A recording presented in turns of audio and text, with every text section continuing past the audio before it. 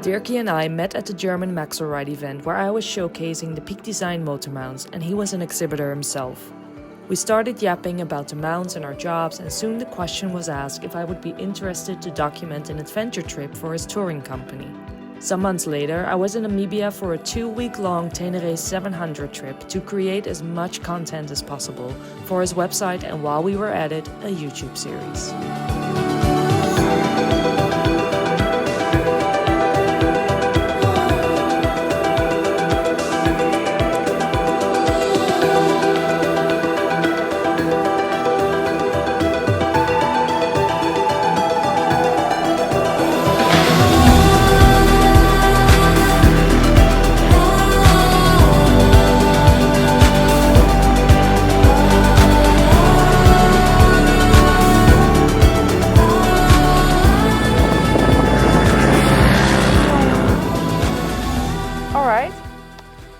Well, this is a bit of a different setting than what I'm used to, but this is one of the first interviews that I would like to start doing. So I've made a list of questions, and after 2 weeks I think I kinda gotten to know you a little bit, but it's maybe also nice if you as a viewer, after seeing all the episodes in Namibia, have a bit of an understanding what's going on around here. So, you ready? Okay. Let's go. Let's go. Well, the first one is quite easy. Okay. Who are you and what's your background? As you know, my name is Dirkie Baard. So I'm Afrikaans. And so we speak, it's not African, so we speak Afrikaans, which is derived from a mixture of Dutch and English. My surname is Baard, literally translating to beard. But yeah, so I am Namibian and I've been here 36 years. When I raced professionally in South Africa, I stayed in South Africa for 2 years. Yeah. Then moved to the US, where I was based for a year while I was doing the World Championships. But the majority of my life I've been in Namibia, and I can't see myself moving unless something really stupid needs to happen. But I just love it here, and my background, I started riding bikes quite late in my life. Actually, it started with quad bikes. And then got involved in racing, and then it just kind of kicked off. My career went real fast. So I did Namibian races, motocross and off-road races. Then I moved to South Africa and I did the South African Off-Road Championship and Motocross Championship. There I won 3 South African Championship titles, including winning the Roof of Africa twice. Long story short, I ended up in the US. So I have so many stories connecting all of this, but we don't have the time for that. But so then I started racing the Works series, World Off-Road Championship series. Back then it was one of the biggest series in the world. So we had a lot of riders coming out of different mediums of the sport, in terms of motocross riders trying to try Works racing, off-road riders, because they were big sponsors. Yeah. But then again, you can imagine someone coming from a country like Namibia. In my town we're 80,000 people, so it's quite a big step moving from Namibia to South Africa, and then from South Africa to the US. So yeah, it definitely wasn't easy, but what an experience I had in life, and that definitely built a lot of character, and a lot of things that I still use today came from those times. There I had a career-ending crash at Glen Helen, which is the national motocross track. Yeah. And so basically the doctors told me I will never be able to do any professional sport anymore. Oh. So that kind of pulled the plug on my professional career, and came back 6 months later. I bought a dirt bike and then I started all over again. So then I raced motocross, I did hard enduro, I did off-road, I did everything. So it was so cool doing it on a dirt bike. And today everyone asks me like, which one do I prefer, and still today I think like if you're really a racer by heart, like you can be in a car, you can be on a bike, you can be on a quad. Like for me, that's all. It all gives you that some kind of satisfaction. It took me a while to adapt to the dirt bike, I must say. I bought my 450 brand new and I flipped it the first time I rode it. Brand new bike, because I had to get used to the Tusk throttle. Yeah. But like in 8 months time, every time I rode it, everything just kind of came together. Because I had the racing experience. Yeah. I had the discipline of the training and everything, so it was just some time to get the skill set there. And then it went really fast again. Our family business, you've seen a little bit of it. Yes. I've always been involved since young you see kids. it here in the background as Yeah. well, a little bit. So we've done It's many everywhere. things in our lives. So jack of all trades, master of none. Since young kids, we were working really hard. My parents are really hardworking people. They obviously taught us the same principles and values. So, and still am involved in the majority of the family business. So a lot of things going on Yeah. at the same time. Yeah. And then I started Untamed, which is obviously riding, which is my passion, but also combining it with, nature and the adventure side of it, which is also another passion of mine. So it's like just creating this ultimate Yes. environment where I myself can thrive and also then share that experiences with other people. Yeah. That's me. That's just a snippet. Yeah. That's just a snippet, believe Yeah. me. What's the best and the worst part about your job? I mean, I think the best is quite obvious. We Yeah. get to ride and we get to see amazing things, especially like being able to travel in Africa, like Namibia and surrounding countries. I mean, it's really unexplored compared to the rest of the world. Obviously, that's like the good part of my work is, and it's also meeting other passionate people and adventurous people from all over the world. Yes. Again, put it in context, for me living in Namibia with only 3 million people, growing up here, you grow up quite conservative compared to other people, and to have this line to the rest of, or connection to the rest of the world and just learning more about other places, it really opens up your mindset and everything about what's going on. Yeah. So that's very exciting, and have people come into your little world and country and then showing them what we have. So I would say, I mean, there's tons of highlights I can go on, but and then the worst part is quite difficult. Yeah. I mean, I would say it's if people get hurt. I am lucky, Yeah. we haven't had major things, but it's part of the job and it does happen. You are still riding a dangerous motorbike, or it's still dangerous what you're doing. So that's never fun, because in Namibia, unlike the rest or the majority of the places in the world, we don't have these medical evacuation support network where you have a helicopter in a couple of minutes, or whether it's a hospital around every corner. No. This is really, really remote. You have seen. I've seen it. Yeah. We spent 3,500 kilometers, and you go through a village. Well, we call it a town, and it's there's a gas station, there's a police station, if there's someone actually in the police station. Exactly. So when these It's things happen, super even if remote. it's a broken arm, when things go south, they go south quick. Yes. And You have to wait and wait. Yeah, and exactly. wait. So then that's a difficult part of the job, because there's just that much I can do. Yeah. And then Yes. no one probably talks about it, but difficult clients, I mean, come on. That's the worst. Yeah. Again, because that just It sours up happens. the whole thing. But yeah, difficult clients. I mean, every tour you have to manage people. That's what people But don't understand is difficult as in? as a tour If guide you or tour would like leader, to- you manage people. That's what you do. Yeah. You ride, but you manage skill sets. You manage personalities. Everything. And you get some difficult clients out there. So then it can become frustrating, because it puts a damper on the whole thing. But yeah, you also learn how to work with that and manage different, like I said, personalities. But yeah, that can be a little thorn in the eye on tours. I mean, it's not a deal breaker, but yeah, I would can say happen. that, and then obviously my desk job. What people also don't see is we Exactly. ride, but to be able to ride, we spend the same amount of time Yeah. behind the desk trying to make it happen. So Yeah. and normally I think many people like, forget that Yeah, it's not yeah. only this. Oh, no, no, I mean, same goes for me. Everyone thinks you're just traveling. Yeah, but you don't see all the work that needs to Yeah. be done when you're sitting behind the screen. Yeah. Huh? Yeah. The day the tour starts, my work is basically done. I've put in the effort, I've put in the Yeah. time, documentation's good, bookings are done, everything. Yeah. And then it's just managing that thing. But up until there, it's a ton of work. Plus, so- when you get back, I mean, then it all during starts. so- during the trip, you yeah. don't have that much time Yeah. to be on top of things. So Yeah. yeah, So I would say, the desk job is also Yeah. not, but I get that. a little bit of that to have some fun is good. What values and principles are most important to you in running this business?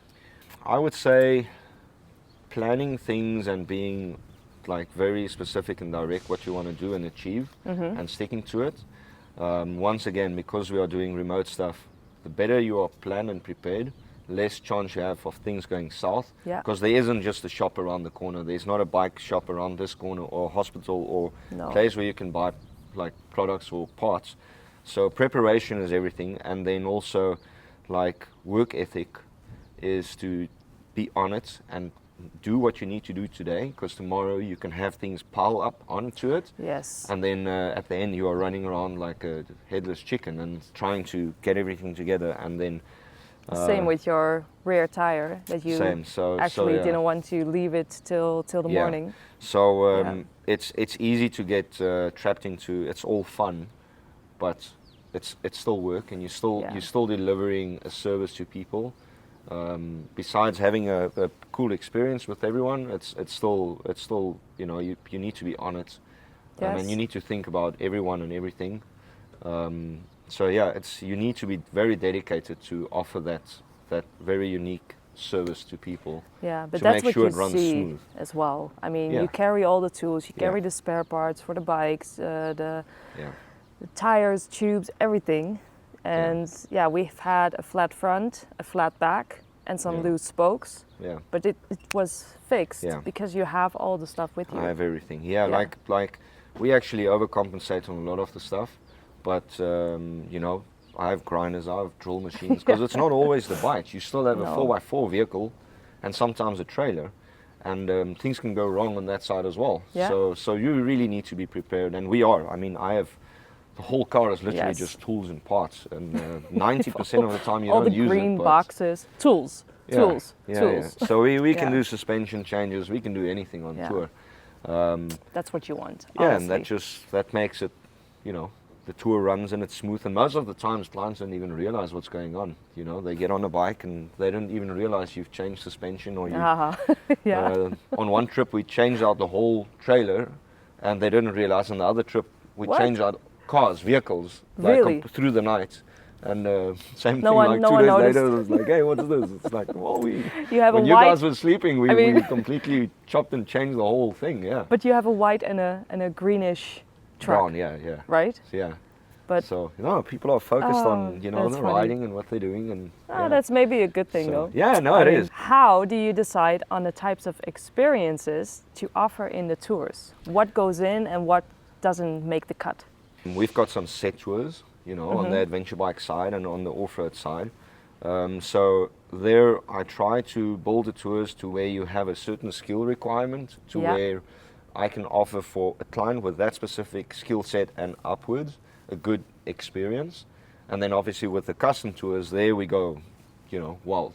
That's actually the fun part, because you get really good riders looking for maybe just a pure riding experience, Yeah. or you have riders who doubt their skill set, and we create a softer kind of route for them, but who want to have more cultural experience or wildlife encounters or experiences. So that's the fun part, because I see every tour as a challenge. Yeah. To be like, okay, Leonor, you said you want to go 10 days, you want to do this.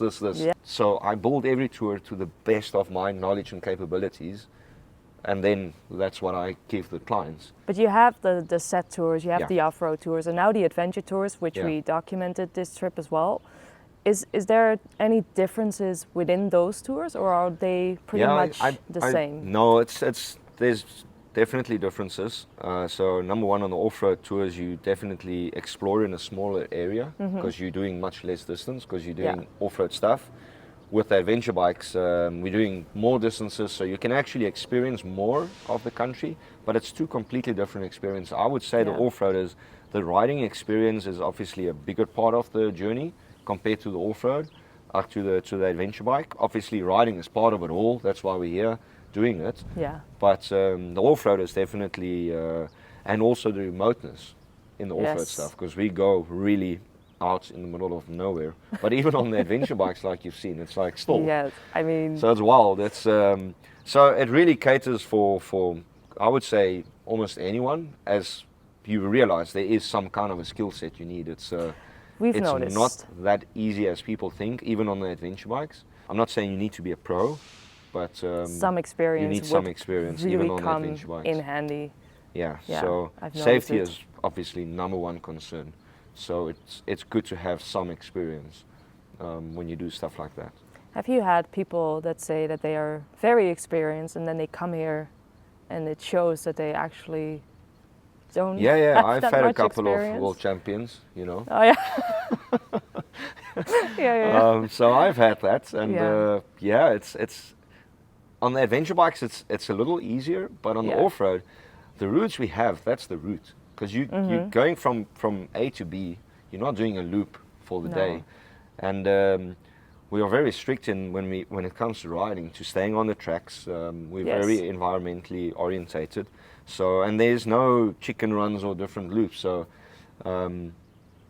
you need to have a good skill set. Yeah. And I especially with the off-road tours, I make a phone call to everyone to make sure that these guys understand what it's. Once again, it's not a race, it's not a super hard enduro, but I want to make sure they know what they're getting themselves into. That's good. So that people have fun. I don't want you to be on day 3 hanging over the handlebars and not having fun. That's not the idea of this. No. The idea is to experience, have good experiences, have a good time on the bike, and be comfortable. I mean, if I look at how I improved after one day Yeah. on the KTM, but also Yeah. with the Tenere and the soft sand and just Yeah. all the washboards. Okay, the last Yeah. day was pretty It's extreme. rough, yeah. was really bad. Yeah. But just to see how fast you gain confidence and skills by just doing and with good instructions, that just Yeah. changes the whole thing. It helps. The thing about like Namibia is it's quite sandy. Like we Really? have Namibia is so big. We have so many different diverse terrains, but in general, it is sandy, and most people are not doing well with sand because you don't have that like where you live. Like so, Yeah. So I it got takes better. some time, but for the off-road tours, I would say like you need a dirt bike to Yes. be like, listen, I only ride adventure bikes and then hop on a small bike. If you want to do that, spend some time before the tour on a smaller bike, get used to it, like you've seen. Yes, Like you adapted absolutely. quite well, but you can't go on a tour and then first you need No, to train no. and then enjoy the tour. That doesn't work. No. So you need to have some experience for the adventure bike.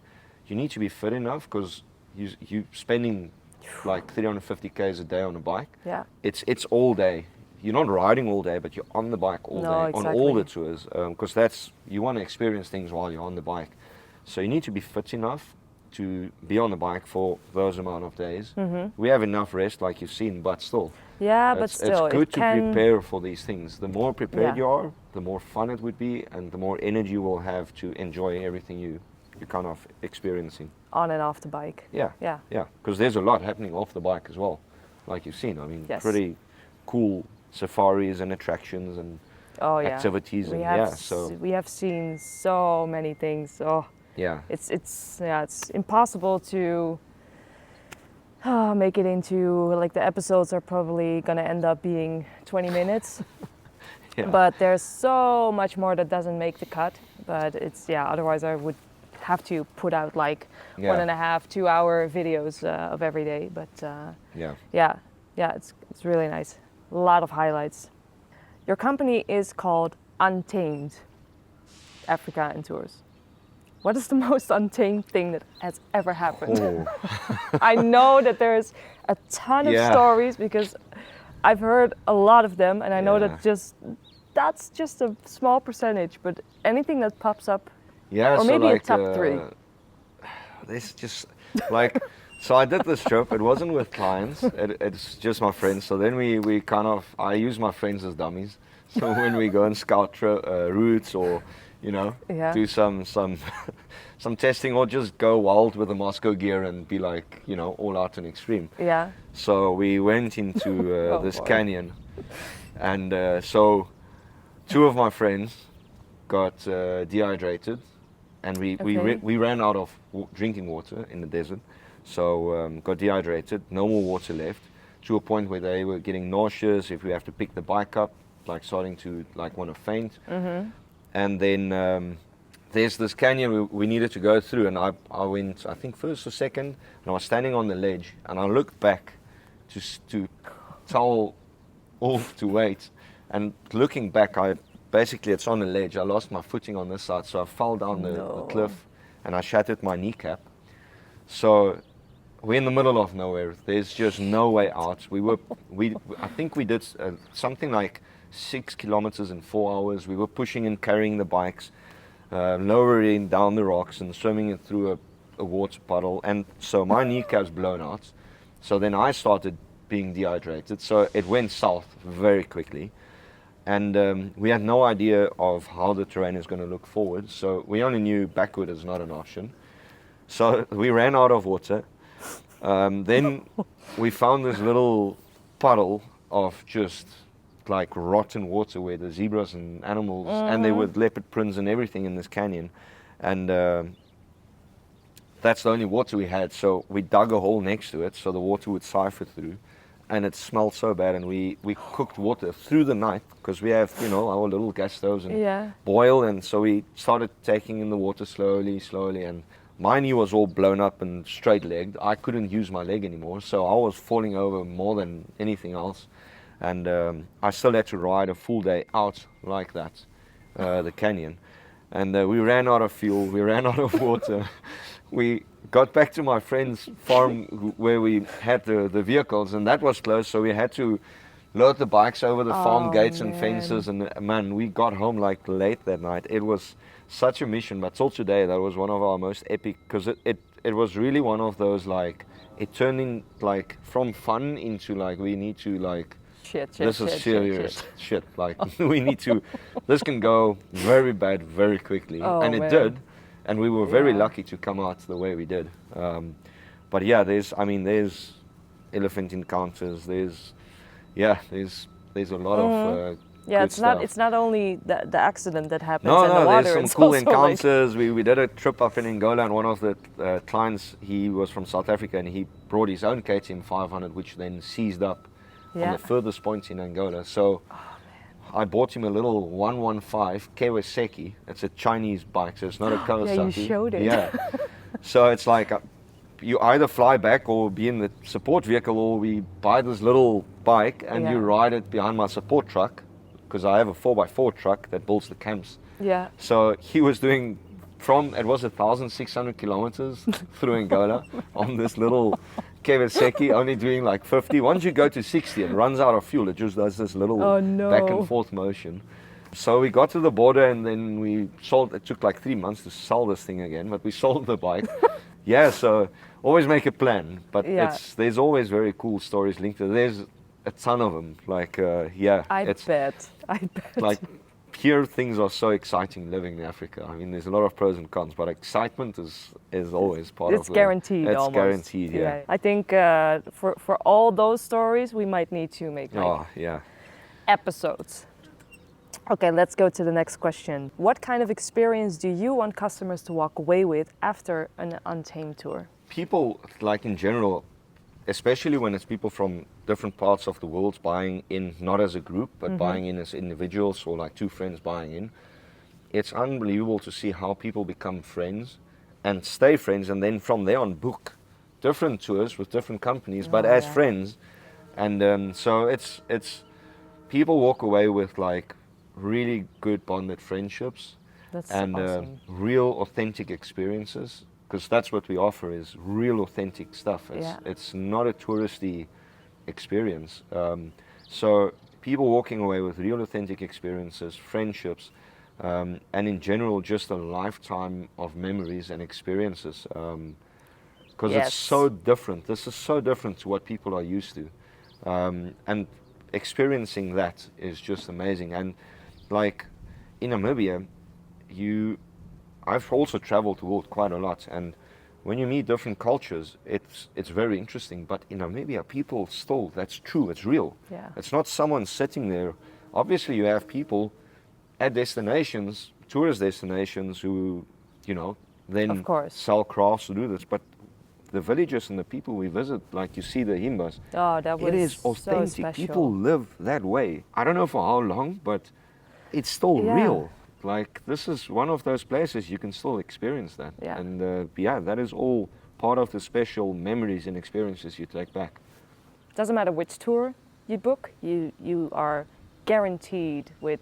Oh yeah, I can only. Yeah, it's good. I mean, after 2 weeks, well, 10 days on the bikes, my mind is just pouring over with memories and things, and yeah. It's just so much happening. Like Yes. you forget day 1, day 2, day 3. Like you really need to think back. Like, what did we do? Exactly. We did that. That was so cool. And then. Yeah, because it's just so much every day. Like, I mean. Especially if you're not used to it. Like I don't know where it was. I think it was in the south that we had the wild zebras at night. Oh yeah, in the camp. At the campsite. And I'm like, oh, what? You're like, yeah, there's wild zebras. They're like, yeah, okay, but you know, Yeah. But it's funny how you also get used to all the springboks and all the oryx in the fields. It's like in the first 2 days, I was like, oh, look at that, look at that. Like, and then and then later the last few days it was like, okay, you know. So yeah, no, it's yeah. You want to check that? Yeah. It's the police looking for me. Another story. It's the sound of the police. What are some of the most memorable reactions or feedback that you've gotten from clients? The reviews of the clients, like if times get tough, you can really just go back to it and read it, and it really just like puts the fuel, Lifts you up again. Then you kind of like, man, I just need to keep pushing at this because this is really worth it.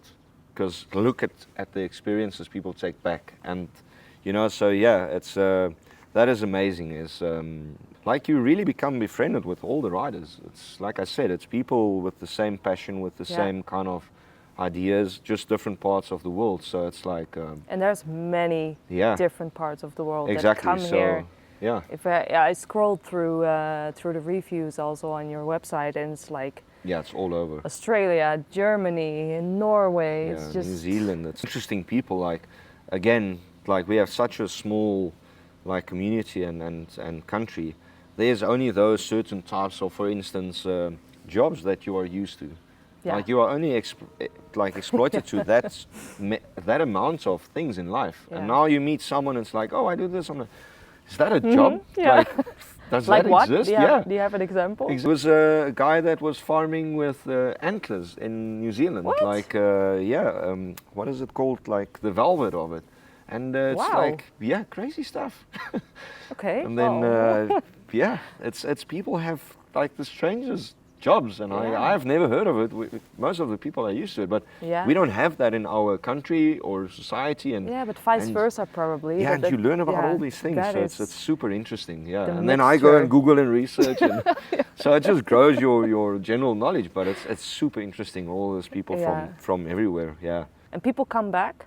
Yeah, people come back.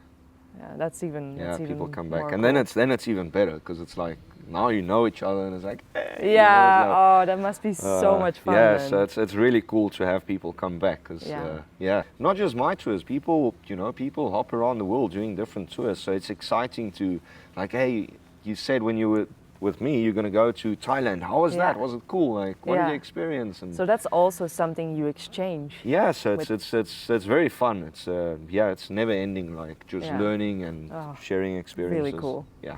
I have seen firsthand how remote everything is here. How do you handle the logistical problems, if there are any, in getting everything with you? Have you had issues on the road, on tours? Yes.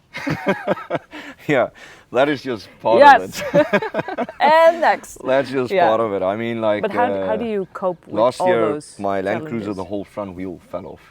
You know, like just vehicle in the middle of nowhere. Oh shit. And that's like where it really comes down to if you use locals. Yeah.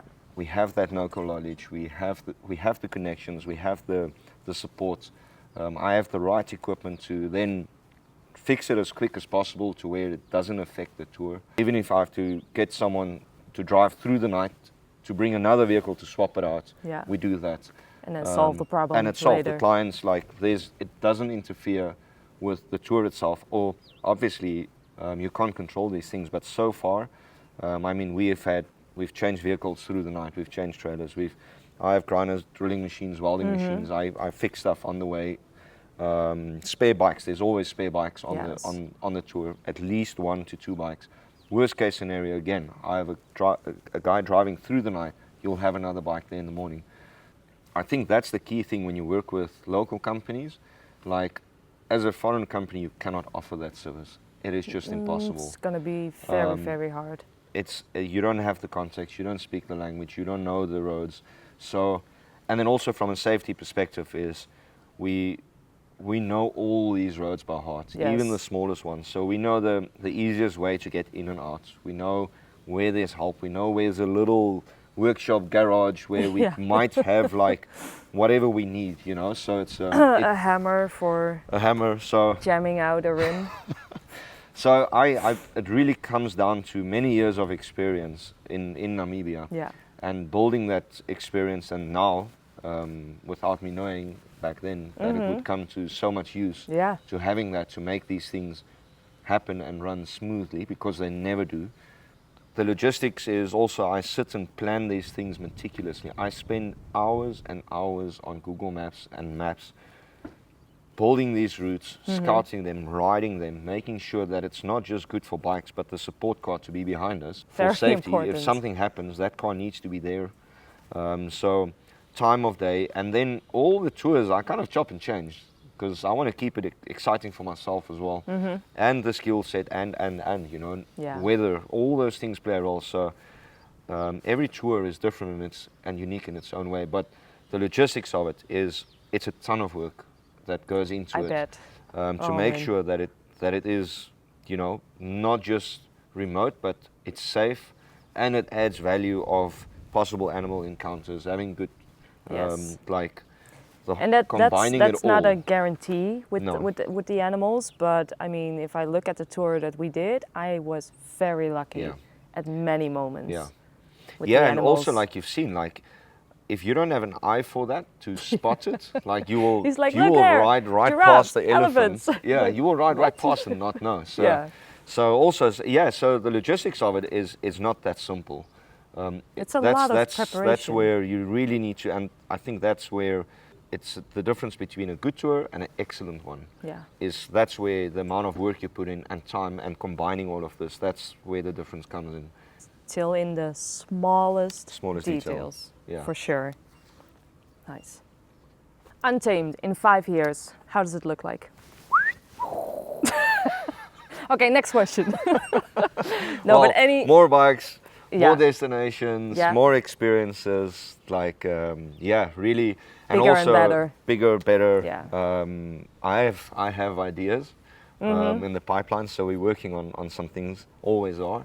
Yeah. But yeah, the idea is just to just keep giving people new experiences, and yeah, sharing like these experiences with people on different levels, expanding in a way to where you can really have something for everyone. At the moment it's off-road and it's adventure, but we also do like the unsupported stuff with the Moscow bags, and you Yeah. know, really trying to cover the whole industry in terms of what riders can experience on Yes. different skill sets, and really trying to give all the riders an experience in you know, Namibia or neighboring countries. Because there are a lot of people that would Yeah. like to do just that self Yes. supported without the truck, Yeah. and that's, well, custom tours. Just saying.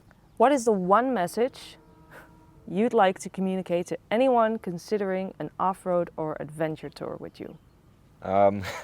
Well, come and visit. Duh. Yeah, I mean, like But- Namibia is, like I said, it's such a special country. Not just Namibia, Africa in general. It's people, it's wildlife. But you need to keep in mind for how long are these countries going to be the way they are. So I would recommend anyone to come and visit.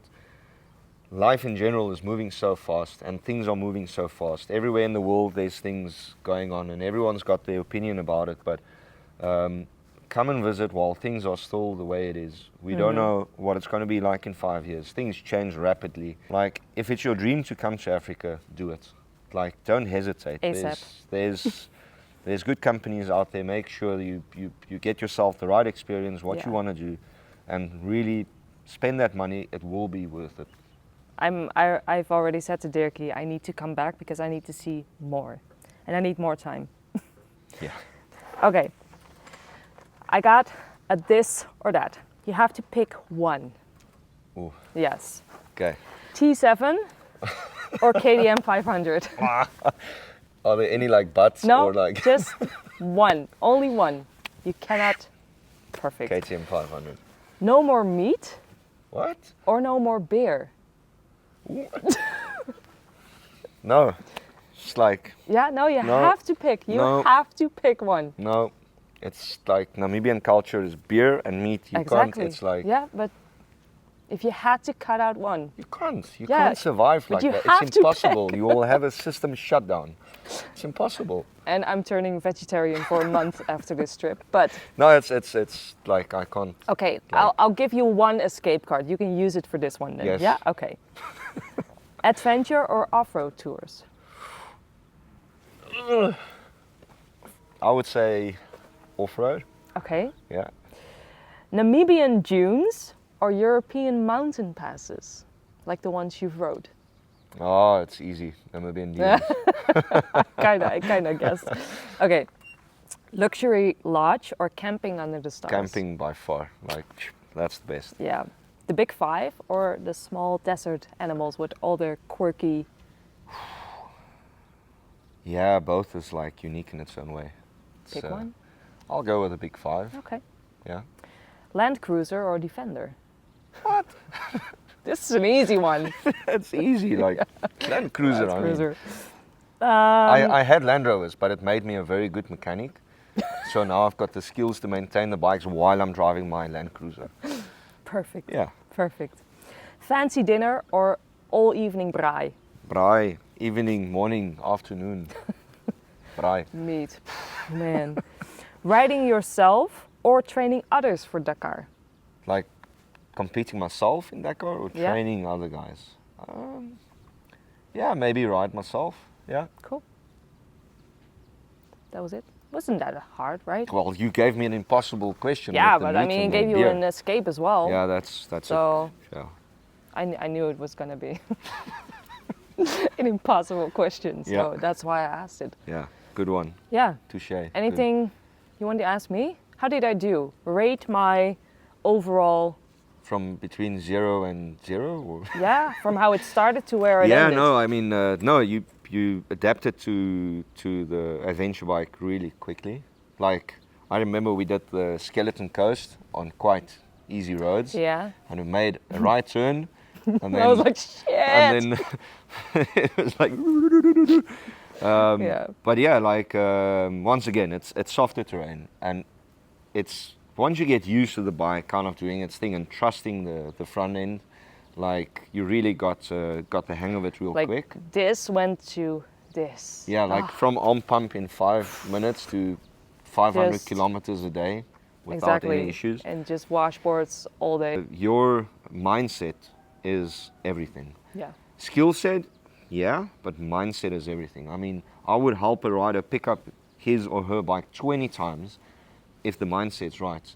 But if you have a rider that drops the bike twice and then just have like A the shitty wrong mindset. mindset to it, I'm like, well, Pick it up yourself. yeah. Oh, Well, you not hear just that? pick it up yourself, but I mean, like, so the mindset is everything. And No, it's true. You obviously came in with a good mindset of I want to enjoy this, I want to learn, I want to push myself, and Absolutely. so, and then, I mean, like I said, we did 500 Ks a day, some of the days. The last day we had a really rough ride with all the cars, Yeah. the dust, the super bad washboards. And we were tired. We did 3,500 Ks. And, you know, once you start heading home, it's like just I want to home. go. I want to yeah, go. so, and there I pushed Yeah. a little. And, yeah, I mean, I mean, I think you're ready for off-road tour. So, yeah. Awesome. Boom, shakalak. Ah, it was awesome. Yeah, and I cannot wait to come back and Yeah. explore more of this amazing country. Yeah. Oh, I want to come back already. Okay, well, bye.